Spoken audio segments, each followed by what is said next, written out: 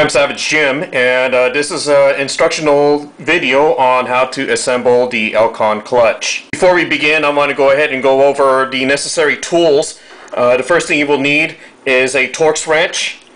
This one is a T9 Torx screwdriver, blue Loctite, a 3mm Allen wrench, and a 2mm Allen wrench, and of course the contents in the package of the Elcon clutch itself. This clutch is not very cheap. It is over $100, but if you shop around, you could probably get a good deal for them for probably about $125. These are probably comparable to the Lauterbach 4-shoe clutch, and I would say that they are superior to even the 3-shoe and the 2-shoe Lauterbach clutches.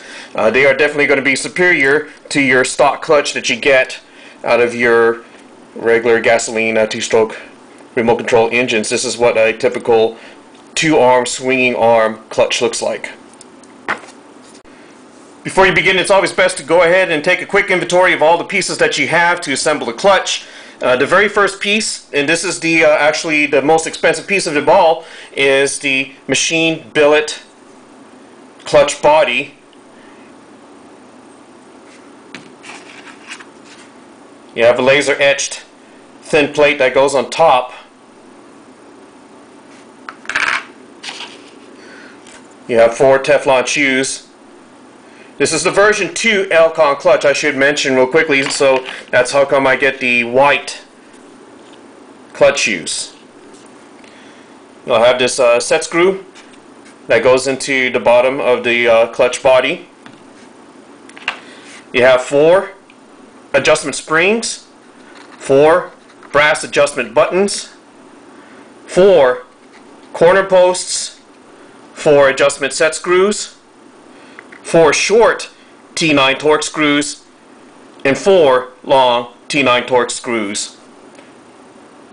In reality, this is not a brand new clutch. It is a used clutch, and I have it torn down at the moment for servicing and replacement of the shoes and giving a good cleaning. The shoes, unfortunately, are on back order. They are out of stock at the store, so all I'm going to do for this video is show how to assemble this, but I am not going to assemble this in a permanent state for replacement back into the remote control vehicle. First thing to do to assembling a Elcon clutch is to take a spring and one of the adjustment push button plates that go on the end of the spring, the adjustment spring here. Just put it in like that. You can see it has a, let me do another one here. You can see that the button has an upraised dais, looks kind of like a top hat. You just simply put the spring on just like that. You take the spring and the button, you put it into a shoe. In the shoe you can see there's a semicircular recess cut into the top and bottom, and down at the bottom there is a circular recess. Just simply drop it on in. On the other side of the shoe, you can see that there is a hole. What the hole is for is on the clutch body you had these posts that are driven into the center post here. Just simply put that hole into the clutch shoe just like this. The next step is to assemble a post. Personally, what I like to do is I like to go ahead and take one of these adjustment set screws. It is a pointed piece. Looks just like that right there. And go ahead and screw it into that middle transverse hole in the first upright post. You will need a 2mm wrench to go ahead and put it on in. Don't put it on in all the way through. Just put it in about like that. I'm trying to get a focus here. The reason why you don't want to push it in all the way through like that is because you're going to have problems trying to install the post onto against the clutch shoe where it's supposed to hold up against the clutch shoe. This goes right here on the clutch body. Just put the post on like that. Now you'll have to take your long T9 Torx screw, which is right here. I'm going to go ahead and apply some Loctite on it. This focus is horrible, so please bear with me.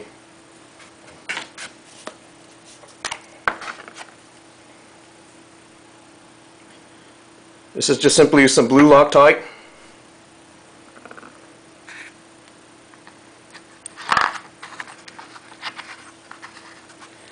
And just simply slip that at the bottom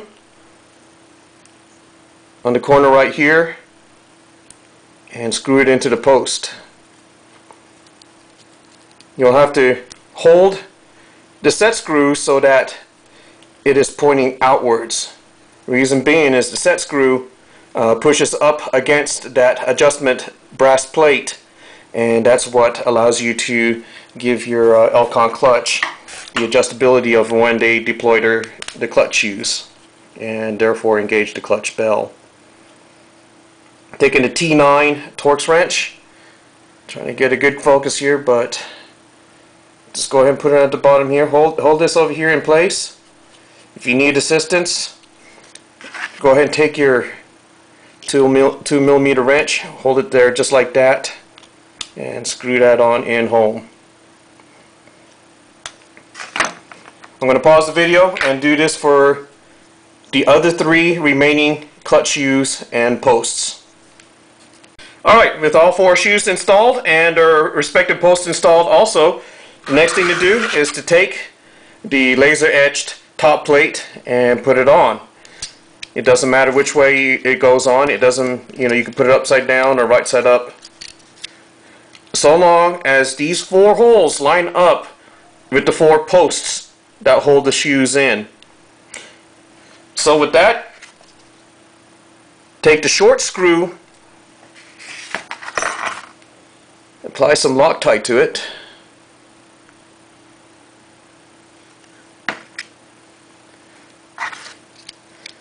and simply screw this on in. This is also a T9 screw, a T9 Torx screw, so go ahead and take your screwdriver and put it on in. I'm going to pause the video again and do this for the other remaining 3. With the plate installed, the very last piece that needs to be put into the clutch is this set screw. You will need your 3mm Allen wrench. Let's get a focus on that. That is a 3mm Allen wrench. Put that in there, and what you need to do is you just need to simply screw it into that hole in that body right there. You can see straight through it. That is for this particular screw, and this is what allows you to install this clutch and screw it on to the flywheel, the crankshaft of your RC. All you got to do is just put it on, just finger tight, barely tighten. You do not need any Loctite whatsoever, because that is a self-tightening screw right there. The clutch fully assembled. We're not quite ready yet to reinstall this back into the RC. What you'll need to do is you'll need to take a 2mm wrench, your Allen wrench, and these Allen screws, these set screws here that we didn't tighten in all the way into the post in our previous assembly step.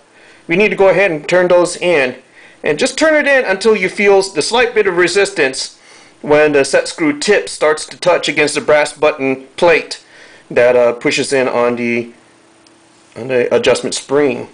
And do this for all 4 sides here.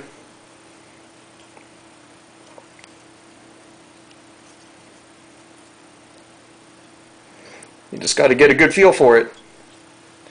Now, with all 4 of these set screws set in just against the plate, not any deeper than that, go ahead and turn it in 1.5 times.